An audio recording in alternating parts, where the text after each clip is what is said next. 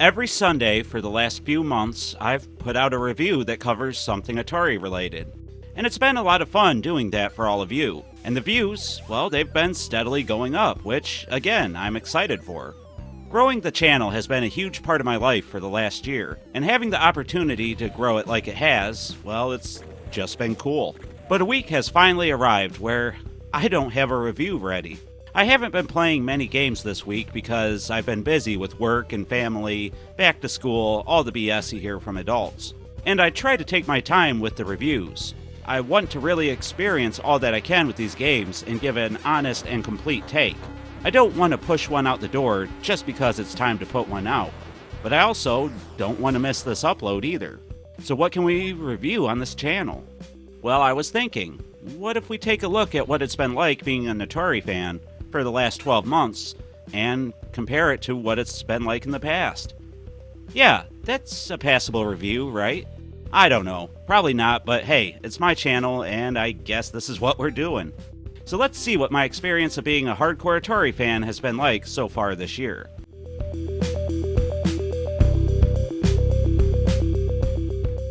There was a time when being an Atari fan wasn't easy. There was a time when things were, well, less than exciting.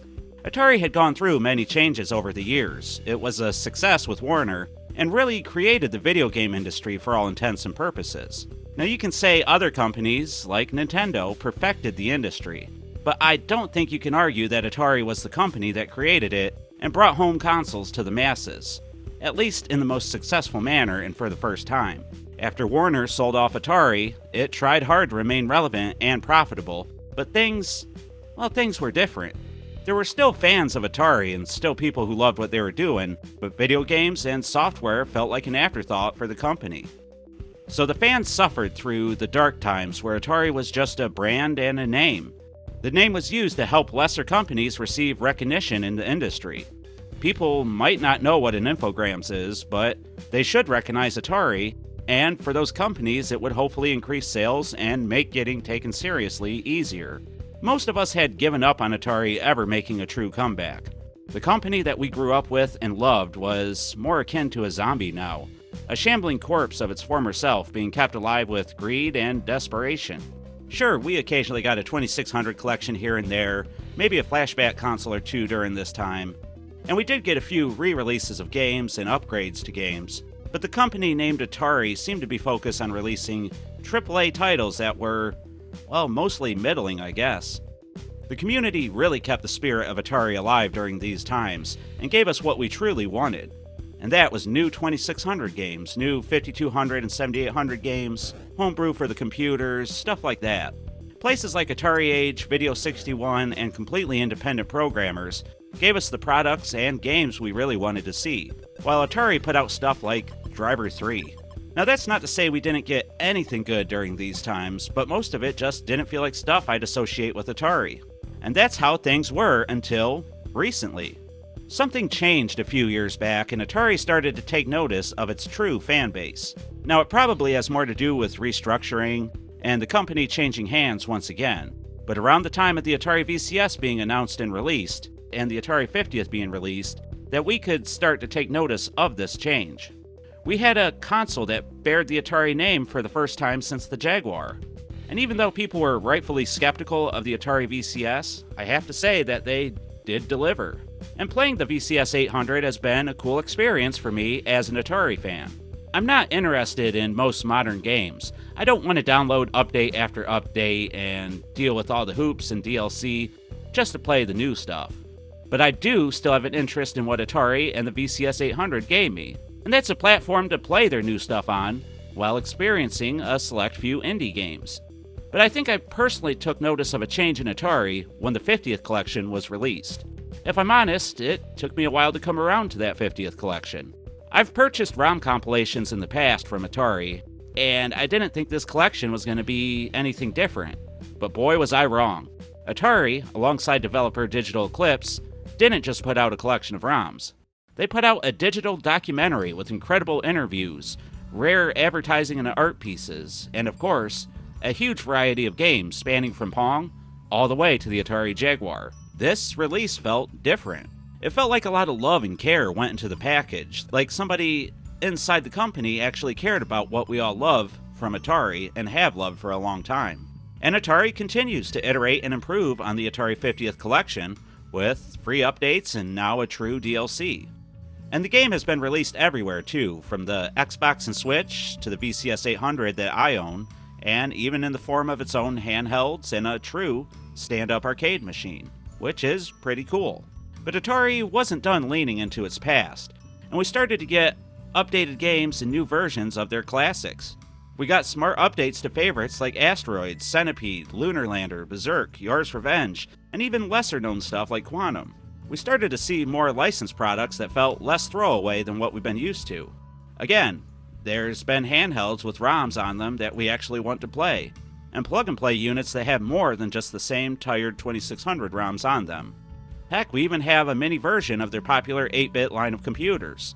And that Atari 400 Mini introduced myself to the Atari 8-bits for the first time ever, and encouraged me to buy the XEGS that I have today. It gave me a way to enter the computer scene, and I learned about it in a way that was inviting and easy. And the 400 Mini also gave true fans a way to easily play and reminisce on the computer games they grew up with. But that wasn't all. Atari also jumped into the homebrew 2600 and even 7800 market by helping to bring some of the great games to the masses and make them more publicly known. Atari Age had done a fantastic job keeping Atari relevant for most of us, but Atari is now poised to take the wheel back and make things right once again.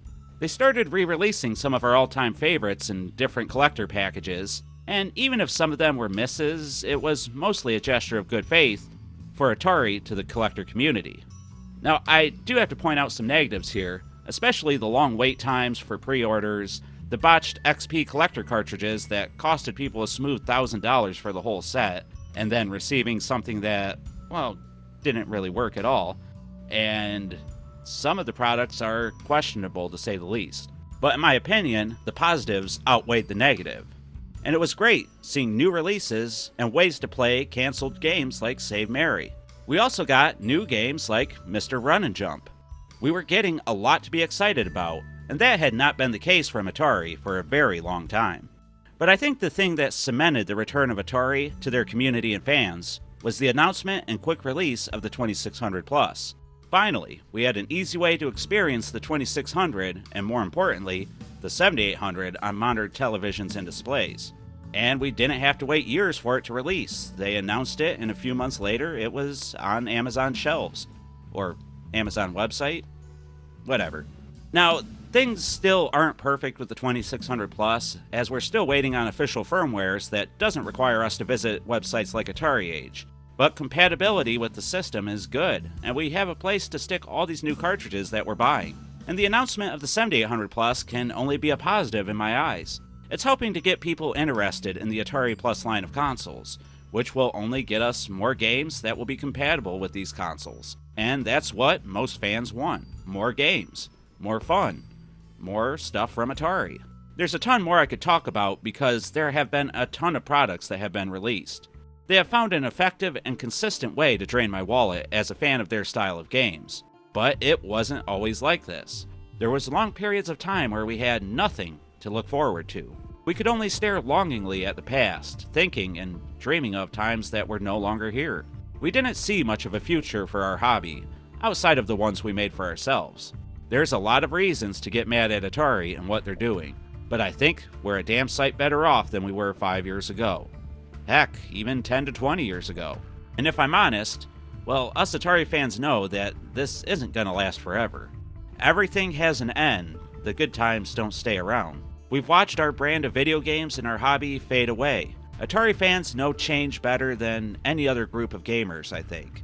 The good times, they can't and won't last forever. Eventually they will have to end. So I say, let's enjoy what we're getting from Atari. Let's enjoy the multiple products a year and get excited for them.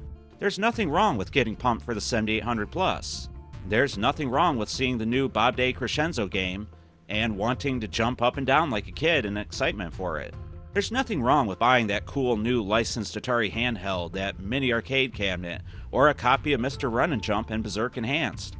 We can be critical, and we should be critical, but let's take a minute and really appreciate what we finally have. We have Atari back in the closest way to the version that we used to love as possible. We have common ground to meet together and gather at these videos and on Discord. Atari Network Discord, free to join, link in the description. Oh man, better cut that. So I say, let's be happy. Let's get excited for Atari. Let's buy some new stuff for our 2600 and 7800 and whatever else we can get them to release. Let's get involved and help grow this hobby and this community of ours, because this could possibly be the last time. Let's enjoy that we have a decent form of Atari back for the time being. And with that said, if I had to review and give a score for being an Atari fan since starting this YouTube channel, I would probably give it 4 Proline controllers out of 5. It's great, it's fantastic, it's something I never thought I would see again, but it's not perfect. Atari needs to pick up their customer service and shipping practices, and they need to get stuff out sooner to the consumers when it comes to pre-orders. And they have to be on the customer service ball, that's for sure, and they haven't been. But it's been a lot of fun having a good version of Atari to cover here on the channel, and it's been a lot of fun finding like-minded Atarians to chat with and discuss this stuff with. Being an Atarian in this day and age is good, so if you're interested, well, now's the time to dive in. And I haven't even touched on a ton of stuff in this video, like the new games such as Quamp 2, but I'll leave all that stuff for you guys to discover on your own. But anyway, enough of me babbling, now I want to hear what you all think. Do you agree that Atari is in the best place that it has been in a long time? Are you excited for the new stuff coming out? What would you like to see from Atari in the future? And are you disappointed I didn't have an actual review this week? I hope not. Let me know about all this and more in the comments down below. And please, leave a like and subscribe if you haven't already. I put out 2 videos a week, so hit the bell icon to be notified whenever I upload. And follow me on social media if you're so inclined. I have a Facebook, a Twitter, X, Instagram, and we have a Discord that's free to join. Links to everything is in the description. And I'd like to take this time to thank the Classy Atarians for supporting the channel on Patreon and through YouTube memberships. Members get early access to videos, extra content and updates, and more throughout the month. It's $2 to $5 a month to support the channel, so if you like this content and it's giving you some value, then please support it. It helps a ton, and I can't thank these guys enough for their support. They rock, and I couldn't do this without them. And with all that, it's time to wrap up yet another video here on the channel. I've been the 7800 Pro Gamer, and I'd like to thank you all for watching. And until next time, please remember to stay classy, Atarians. We must stop the evil war machine that's crushing our cities, destroying our defenses, blowing up innocent trees. I'm trying, man. Iron Soldier, only on the 64-bit Jaguar.